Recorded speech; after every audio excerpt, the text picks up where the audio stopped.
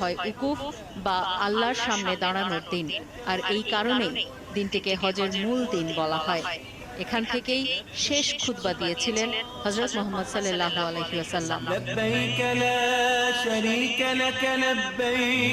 মিনা থেকে ফজরের নামাজের পরই আরাফাতের উদ্দেশ্যে রওনা হন হাজিরা। দুপুরের আগেই আরাফার ময়দানে পৌঁছান তারা। মক্কা থেকে ২০ কিলোমিটার দূরে এই আরাফার ময়দান। আরাফার ময়দানে সন্ধ্যা পর্যন্ত অবস্থান করবেন হাজিরা। বিশেষ করে এখানে বিকেল কাটানোটা হাজিদের জন্য বাধ্যতামূলক। সারাদিন এখানে আল্লাহর কাছে ক্ষমা প্রার্থনা এবং ইবাদত বন্দেগীতে কাটাবেন সবাই।